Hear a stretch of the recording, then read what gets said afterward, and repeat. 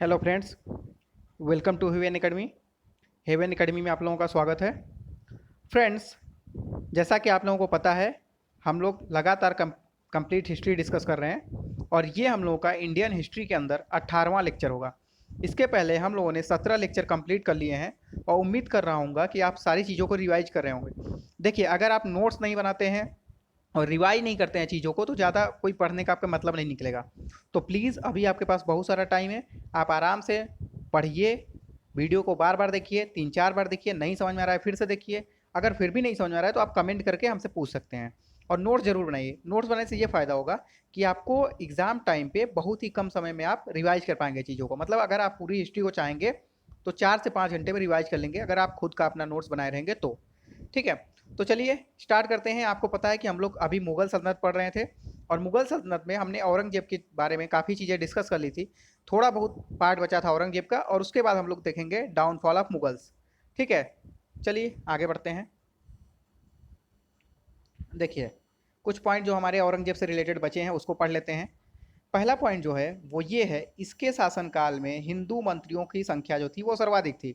मतलब अभी तक अगर हम लोग देखें कि कोई भी, जितने भी मुगल शासकों ने शासन किए, किसने किसने किए, मे भी आपको याद होगा, उम्मीद करता हूँ अगर आपने पढ़ा होगा तो। मैं फिर से रिपीट कर दे रहा हूँ कौन कौन से थे। पहला बाबर, फिर हुमायूं, फिर अकबर, फिर जहांगीर, शाहजहां, और अब हम लोग औरंगजेब पढ़ रहे हैं। तो इतने शासकों में अगर पूछा जाए कि सबसे ज़्यादा हिंदू मंत्री किसके शासनकाल में थे, तो आपको याद रखना है ये थे औरंगजेब के टाइम में। ठीक है, नेक्स्ट पॉइंट देखिए। इसने क्या किया था कि सर्वाधिक भारतीय शास्त्रीय संगीतों वाली पुस्तकों का फारसी अनुवाद कराया था। ठीक है, किसमें? फारसी में। इसके पहले हमने देखा था कि अकबर ने बहुत सारे हिंदू जो काव्य थे या ग्रंथ थे उनको उसने क्या किया था, फारसी में अनुवाद कराया था। लेकिन अगर आपसे ये पूछता है कि सबसे ज़्यादा भारतीय शास्त्रीय संगीतों वाली पुस्तकों का फारसी अनुवाद किसने कराया था, तो आपको याद रखना है औरंगजेब ने। दोनों में अंतर है। अकबर ने क्या कराया था, जो महाकाव्य हैं और बड़ी बड़ी कहानियां हैं, जो काफ़ी ग्रंथ हैं, उनको कराया था, हिंदू ग्रंथ वगैरह को। लेकिन इसने शास्त्रीय संगीतों का फारसी अनुवाद कराया था। आगे बढ़ते हैं। अगर आपसे ये क्वेश्चन पूछता है, स्पेशली ऐसे बोलता है कि ऐसा कौन सा मुगल शासक था जो काफ़ी अच्छा वीणा बजाता था या बहुत ही अच्छा वीणा वादक था, तो याद रखना है औरंगजेब जो था, जो बहुत ही अच्छा वीणा वादक भी था। नेक्स्ट पॉइंट देखिए। ये क्या करता था, कुरान की पंक्तियां लिखकर बेचता था। ठीक है, इसके पहले मैंने और एक पॉइंट आपको बताया था, जब मैं बलबन पढ़ा रहा था, दिल्ली सल्तनत आप लोग पढ़ रहे थे, तो मैंने बलबन में बताया था कि बलबन जो था वो भी अपना सोर्स ऑफ वर्किंग अलग से रखा था। ठीक है, वो अलग से पैसा कमाता था बर्तन वगैरह बेच के या इस तरीके से करके। तो उसी तरीके से जो ये औरंगजेब है, ये भी क्या करता था, कुरान की पंक्तियां लिखता था। कुरान जो इनका धर्म ग्रंथ होता है, उसकी पंक्तियां लिखता था और उसको क्या करता था, लिख के बेचता था, वहां से भी अर्निंग करता था, रिवेन्यू जनरेट करता था। आगे बढ़ते हैं। इसने काफ़ी मंदिरों का नष्ट भी करवाया था, लेकिन कुछ मंदिरों का नवीनीकरण भी कराया था। तो केवल ऐसा नहीं कि इसने मंदिरों को नष्ट कराया था, बहुत सारे मंदिर को नष्ट कराया था, तो मैंने आपको बताया ही। ठीक है, आप जानते होंगे, पिछले लेक्चर में हमने डिस्कस किया था। लेकिन इसने कई सारे मंदिर का नवीनीकरण भी कराया था, मतलब उनको रिनोवेट कराया था। मतलब वो अगर टूट टूट गई थी तो उनको फिर से बनवाया था। नेक्स्ट पॉइंट देखिए। इसने और क्या किया था, मुहतसिब नामक अधिकारी की नियुक्ति की थी। किसकी? मुहतसिब नामक अधिकारी की नियुक्ति किसने की थी? ये भी औरंगजेब ने किया था। नेक्स्ट पॉइंट देखिए। इसने बनारस में गंगा घाट का निर्माण कराया। ये बहुत ही इंपॉर्टेंट पॉइंट है, क्योंकि अगर आपको क्वेश्चन में ऐसा कोई क्वेश्चन पूछेगा कि बनारस के अंदर गंगा घाट निर्माण कराने का जो श्रेय जाता है वो किस मुगल शासक को जाता है, तो ऐसा तो है नहीं कि इसने सब गंगा घाट को बनवाए थे। तो अगर स्पेशली आपसे ये पूछा है कि कौन से मुगल शासक ने बनारस में गंगा घाट का निर्माण कराया, तो आपको बता देना है औरंगजेब। इसलिए इस क्वेश्चन का बहुत सारे लोगों का गलत हो जाएगा, क्योंकि ये फैक्ट ज़्यादातर बुक में आपको मिलेगा नहीं या कोई पढ़ाता नहीं है। और आप लोग ये सोचते हैं कि ये हिंदुओं का नाश करता था या हिंदुओं के लिए कुछ करता नहीं था, तो बनारस में गंगा घाट का निर्माण तो औरंगजेब तो नहीं करवा सकता। तो इसलिए आप यहाँ पे गलती कर सकते हैं। लेकिन मैं आपको बता रहा हूँ कि इसका निर्माण किसने कराया था, औरंगजेब ने ही कराया था। आपको गलत नहीं करना है। नेक्स्ट पॉइंट देखिए। जो संत रामदास थे, ये औरंगजेब के समकालीन थे। इसलिए मैं पढ़ा रहा हूँ क्योंकि ये भी क्वेश्चन पूछा जाता है और प्रीवियस ईयर कई बार पूछा हुआ है इससे रिलेटेड क्वेश्चन कि ये किनके समकालीन थे, या ये सिख गुरु किसके समकालीन थे, या कबीर दास किसके समकालीन थे, तो इस तरीके से पूछता है। तो संत रामदास जो थे वो किसके टाइम पे थे, औरंगजेब के टाइम थे। मतलब वो औरंगजेब के समकालीन थे या कंटेम्प्रेरी थे। नेक्स्ट पॉइंट देखिए। इसने अपनी बीवी की याद में बीवी का मकबरा बनवाया था। ठीक है, हुआ क्या था कि इसकी बीवी मर गई थी, तो इसने भी सोचा कि हम भी अपने फादर, इसके फादर कौन थे, शाहजहां, तो उन्होंने ताजमहल बनवाया था। तो इसको भी शौक चढ़ा था कि हम भी कुछ ऐसा ही बनवाएंगे बिल्डिंग जो हमेशा के लिए यादगार हो जाएगा अपनी बीवी के लिए। लेकिन 1678 में इसने बीवी का मकबरा बनवाया, और ऐसा कहा जाता है कि इतना गंदा वो बना था कि उसको लोग ताजमहल की बदसूरत नकल भी बोलते हैं, ठीक है, इतना खराब था। तो ताजमहल की बदसूरत नकल किसको बोलते हैं, बीवी का मकबरा को बोलते हैं। या दूसरा ताजमहल किसको बोलते हैं, तो ये भी बीवी का मकबरा को ही बोलते हैं। नेक्स्ट पॉइंट देखिए, जो औरंगजेब की मृत्यु थी ये हो गई थी 1707 में। औरंगजेब की मृत्यु कब हुई थी, 1707 में। कहाँ पे हुई थी, अहमदनगर। अहमदनगर कहाँ पे है, महाराष्ट्र में। तो इस तरीके से याद रखना है, 49 साल शासन करने के बाद इनकी मृत्यु हो जाती है। और अगर ये पूछता है कि औरंगजेब का मकबरा कहाँ पे है, तो आपको याद रखना है इनका जो मकबरा है वो है दौलताबाद, महाराष्ट्र के अंदर। कहाँ पे मकबरा है औरंगजेब का, दौलताबाद, महाराष्ट्र में। इनकी बायोग्राफी की बात करें तो इसकी जो बायोग्राफी है इसका नाम है आलमगीरनामा, क्योंकि मैंने बताया था कि औरंगजेब को आलमगीर भी बोला जाता था, तो इसलिए याद रखना है, कंफ्यूज नहीं होना है। आलमगीर किसकी बायोग्राफी है, तो वो औरंगजेब की बायोग्राफी है। और इसको लिखा किसने था, तो याद रखना है काजिम सिराजी ने लिखा था। किसने लिखा था, काजिम सिराजी ने। तो यहाँ तक हमने औरंगजेब के बारे में पढ़ा, जो कि बहुत इंपॉर्टेंट था। अब देखिए दोस्तों, अब जो भी हम पढ़ेंगे वो बिल्कुल डाउनफॉल ऑफ मुगल्स है, मतलब मुगल का पतन है। इसके पहले हम देखा कि मुगल बिल्कुल चरम पे था, जो भी शासक आए मुगल काफ़ी ऊपर ले गए।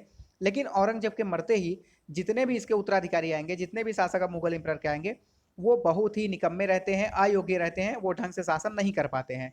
और इस तरीके से मुगल सल्तनत जो है वो पूरी तरीके से भारत में धीरे धीरे धीरे धीरे खत्म होता चला जाएगा, और अंग्रेज इनको अपने इशारों पे नचाएंगे। तो अब हमें बहुत ही कम पॉइंट्स मिलेंगे, और यहाँ से क्वेश्चन भी आपके आने के बहुत कम चांसेस रहते हैं। तो इसको ज़्यादा नहीं, आज का जो थोड़ा सा लेक्चर बच रहा है, और इसके बाद मैं कोशिश करूंगा नेक्स्ट से नेक्स्ट, मतलब 1 या 2 लेक्चर में पूरा आप मुगल खत्म हो जाएगा, क्योंकि अब जो बचेंगे ये छोटे छोटे शासक बचेंगे, और कोई भी ऐसा काम नहीं किया था इन्होंने जो पढ़ा जाए। तो इसके बाद थोड़े ही दिन के बाद हम लोग मॉडर्न हिस्ट्री में प्रवेश कर जाएंगे, मतलब आधुनिक भारत में प्रवेश कर जाएंगे। तो इस तरीके से आपने देखा केवल मध्यकाल में हमने दिल्ली सल्तनत और मुगल अंपायर, ये 18वां लेक्चर है, तो 2-3 लेक्चर कम से कम और लगेंगे इसको खत्म करने। तो मतलब आप समझ सकते हैं कि 20 से 25 लेक्चर में हम केवल एक पढ़े हैं मध्यकालीन, अभी मध्यकालीन भी कुछ और छूटा हुआ है। ऐसे ही हम लोग पढ़ेंगे आधुनिक, फिर हम लोग पढ़ेंगे प्राचीन, तो हम लोग 60-70 लेक्चर इसको ले जाएंगे। तो कितना डीप में हम लोग हिस्ट्री पढ़ रहे हैं आप समझ सकते हैं। चलिए, उम्मीद करता हूँ आपको पसंद आ रहा होगा। दोस्तों पसंद आ रहा है तो वीडियो को ज़्यादा से ज़्यादा लाइक करिए, शेयर करिए दोस्तों के साथ, अपने सारे ग्रुप में फैला दीजिए, ताकि चैनल जल्दी से जल्दी ग्रो करे। और उससे क्या होगा, हमको मोटिवेशन मिलेगा, ज़्यादा से ज़्यादा लोग देखेंगे तो हम भी वीडियो जल्दी जल्दी बनाएंगे। आपको पता होगा कि हम फिजिक्स भी चालू कर दिए हैं, 2 लेक्चर फिजिक्स के ऑलरेडी जा चुकी है ऑब्जेक्टिव की, लेंस और मिरर का। तो आपने उम्मीद करता हूँ उसको भी देखा होगा और इन्जॉय किया होगा, ठीक है। चलिए आगे बढ़ जाते हैं। अब हम देखते हैं डाउनफॉल ऑफ मुगल्स, मतलब मुगलों का पतन, किस प्रकार से मुगलों का अंत हुआ भारत के अंदर। तो देखिए, जब औरंगजेब की मृत्यु हुई तो औरंगजेब के 3 लड़के उस टाइम जिंदा थे। कौन कौन, मुअज्जम, आजम और कामबख्श। मैं फिर से रिपीट कर रहा हूँ, औरंगजेब की मृत्यु के बाद औरंगजेब के 3 लड़के जिंदा थे, मुअज्जम, आजम और कामबख्श। अब जाहिर सी बात है इनके बीच युद्ध होगा, लड़ाई होगा, किस चीज़ के लिए, गद्दी के लिए, सिंहासन के लिए। तो देखिए 1707 में जो इनके बीच में पहला युद्ध होता है वो होता है बैटल ऑफ जजाओ, ठीक है। जजाओ का युद्ध कब होता है, 1707 में। किसके किसके बीच में, मुअज्जम और आजम के बीच में। मुअज्जम ही सबसे बड़ा था इन तीनों भाइयों में। तो मुअज्जम और आजम के बीच 1707 यानी कि 1707 में होता है बैटल ऑफ जजाओ, जजाओ का युद्ध। और इसमें देखिए मैंने यहाँ पे साइन लगाया हुआ है, मुअज्जम जीतता है और आजम की हार हो जाती है। और इस तरह से गद्दी पे कौन बैठता है, तो बैठ जाएगा मुअज्जम। और किस नाम से गद्दी पे बैठता है, तो ये भी आपको याद रखना है, ये बहादुर शाह फर्स्ट के नाम से गद्दी पे बैठता है, ठीक है। इसका ओरिजिनल नेम क्या था, मुअज्जम था। तो देखिए इसका 3 नाम आपको याद रखना है, बहादुर शाह फर्स्ट तो है ही, शाह आलम फर्स्ट भी है, और मुअज्जम, तो 3-3 नाम है इसके, ठीक है। और इसने 5 साल शासन किया था, 1707 से 1712 तक। उम्मीद करता हूँ समझ में आ रहा होगा आपको। देखिए ये जब गद्दी बैठा तो इसने पहले तो आजम को हरा दिया था, तो आजम को ऐसे ही मरवा दिया था, तो वो तो हट गया रास्ते से। अब इसका एक भाई बचा था जिसका नाम था कामबख्श। ये गद्दी बैठने के बाद इसने क्या किया, कामबख्श को अपने छोटे भाई की भी हत्या करवा दी, ठीक है। ये जब गद्दी बैठा तो ये 65 साल पूरा बूढ़ा हो चुका था, ओल्ड हो चुका था। क्यों, क्योंकि देखिए औरंगजेब खुद ही 49 साल शासन कर लेता है, तो जाहिर सी बात है वो इतनी जल्दी शासन छोड़ता नहीं है। तो जब उसकी मृत्यु होती है तो ये काफ़ी बूढ़े हो चुके थे ऑलरेडी ये लोग। तो ये 65 साल पे गद्दी पे बैठा था, इसीलिए इसको बूढ़ा बादशाह भी कहा जाता है। ये क्वेश्चन बहुत बार पूछा हुआ है कि बूढ़ा बादशाह किसे कहा जाता था, तो बहादुर शाह प्रथम या शाह आलम प्रथम या मुअज्जम को कहा जाता है। और इनको शाह बेखबर भी कहा जाता है, ठीक है, क्योंकि इनको अपने राज्य में क्या हो रहा है उससे मतलब ही नहीं रहता था। तो इसको साहे बेखबर किसने कहा है, तो ये आपको याद रखना है खफी खां ने। क्योंकि बहुत सारे बच्चे ये पढ़ लेते हैं कि साहे बेखबर किसे कहा जाता है, ये तो पता रहता है, लेकिन क्वेश्चन जब टफ बनाएगा, क्योंकि ये बुक में लिखता नहीं है कि खफी खां ने ये बोला था, तो याद रखना है साहे बेखबर इनको किसने कहा था, खफी खां ने कहा था। आगे बढ़ते हैं। नेक्स्ट पॉइंट है, इसके पहले हमने बताया था कि औरंगजेब ने साहू को पकड़ लिया था, ठीक है, और उनकी माताजी को भी बंदी बना लिया था। लेकिन ये क्या कर रहा था, ये सबके साथ मिल के रहने की नीति अपना रहा था, क्योंकि ये काफी निकम्मा था, ये लोग अयोग्य थे, तो पावर था नहीं, ये लोग सबको मिला के चलना चाहते थे। इसीलिए इसने क्या किया, 1707 में साहू को रिलीज कर दिया। और ये साहू आगे चल के किस नाम से जाने जाते हैं, जो जानते होंगे आप, छत्रपति साहू जी महाराज। ये तो मुंबई में टर्मिनल भी है, ठीक है। तो 1707 में इन्होंने इनको छोड़ दिया। उसके बाद औरंगजेब ने जो जजिया कर लगाया था, इसको भी इन्होंने बंद कर दिया। नेक्स्ट पॉइंट, अब इसके बाद देखिए सिखों के 10 गुरु हुए थे, तो 10वें गुरु थे गुरु गोविंद सिंह, तो उनकी भी डेथ हो जाती है। और अब सिखों को कौन लीड करता है, तो सिखों की सेना को संभालता है बंदा सिंह बहादुर, या बंदा बहादुर, आप बहुत बार आपको मिलता होगा। तो कौन संभालता है, बंदा बहादुर। आगे बढ़ जाते हैं। अब यहाँ पे 5 साल इनका भी शासन हो जाता है। मैंने बताया ना, अब जो छोटे छोटे शासक रहेंगे इनके बारे में कुछ भी इंपॉर्टेंट नहीं है, 2 2 3 3 4 पॉइंट इंपॉर्टेंट है, वो हमें पढ़ना है बस, उससे ज़्यादा इनके बारे में पढ़ना नहीं है, क्योंकि यहाँ से क्वेश्चन आने के चांसेस बहुत कम होते हैं। लेकिन फिर भी आपको पढ़ना है, क्योंकि पेपर टफ बनाता है, और प्लस अपनी जानकारी के लिए भी पढ़ना है, ज़्यादा से ज़्यादा 1 2 लेक्चर में खत्म हो जाएगा, ठीक है। चलिए देख लेते हैं। इसके बाद गद्दी बैठता है जहांदर शाह, ठीक है। और जहांदर शाह जो बैठेगा, ये बैठेगा 1712 से 1713, मतलब केवल एक ही साल ये गद्दी पे बैठ पाता है, शासन कर पाता है। और ये किसकी मदद से बैठा था, तो याद रखिएगा जुल्फिकार खां। जुल्फिकार खां की मदद से जहांदर शाह गद्दी पे बैठा था। उसके बाद इसने जय सिंह को मालवा का सूबेदार नियुक्त किया। ये भी आपको याद रखना है कि जय सिंह को मालवा का सूबेदार किसने नियुक्त किया था, जहांदर शाह ने नियुक्त किया था। जो जुल्फिकार खां था, जिसकी वजह से गद्दी बैठा था, वो असद खान का बेटा था। और असद खान क्यों मैं बता रहा हूँ, या असद खान कौन था, तो असद खान जो था ये वजीर था या प्रधानमंत्री था किसका, औरंगजेब का। मैं फिर से रिपीट कर रहा हूँ, जो असद खान था ये औरंगजेब का वजीर था, और इसी का लड़का जो जुल्फिकार खां है, ये जहांदर शाह का वजीर बन जाता है। यहाँ पे मैंने लिख दिया है वजीर या पीएम, प्रधानमंत्री या प्राइम मिनिस्टर, ठीक है, उस टाइम वजीर ही बुलाया था। नेक्स्ट पॉइंट देखिए, इसने जय सिंह को सवाई और मिर्जा की उपाधि दी, ठीक है। बहुत जगह आपको केवल मिर्जा ही मिलेगा, तो कोई दिक्कत नहीं है। इसने जय सिंह को सवाई और मिर्जा की उपाधि दी थी। और जय सिंह कहाँ का शासक था, तो ये आमेर, जो कि आज जयपुर के नाम से जाना जाता है, उसका शासक था। नेक्स्ट पॉइंट, इसने अजीत सिंह को महाराजा की उपाधि दी थी। ये भी आपको याद रखना है, अजीत सिंह को महाराजा की उपाधि किसने दी थी, वो भी जहांदर शाह ने दी थी। और ये अजीत सिंह कौन थे, तो ये मारवाड़, जो कि अब जोधपुर के नाम से जाना जाता है, वहाँ के शासक थे। नेक्स्ट पॉइंट देखते हैं। ये क्या करता था, इसको एक दिल्ली की तवायफ जिसका नाम था लाल कुंवर, तो इसको उससे मोहब्बत हो गई थी, प्यार हो गया था, और इसने क्या किया, उससे शादी कर ली। और जब शादी कर ली, तो ये उसी के जो भी रिश्तेदार थे उनको अच्छी अच्छी पोस्ट देने लगा।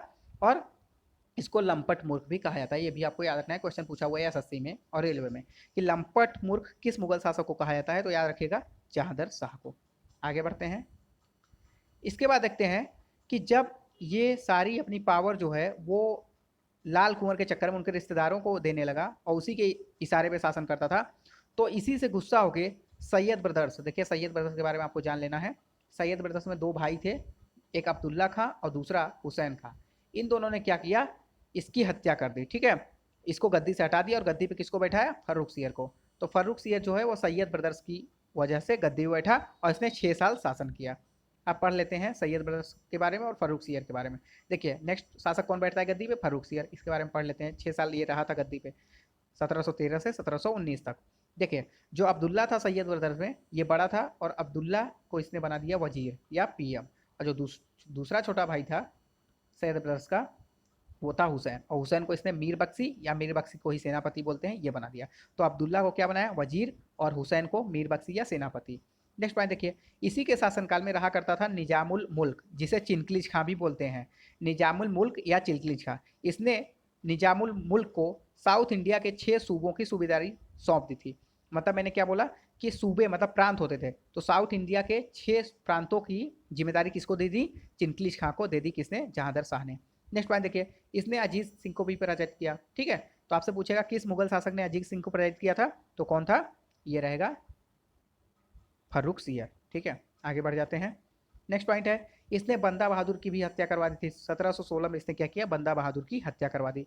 नेक्स्ट पॉइंट देखिए, इसी के समय काल में 2 इंडिपेंडेंट स्टेट बने थे, मतलब 2 स्वतंत्र राज्य बने थे। कौन कौन से, तो याद रखना है, एक था बंगाल और एक था अवध।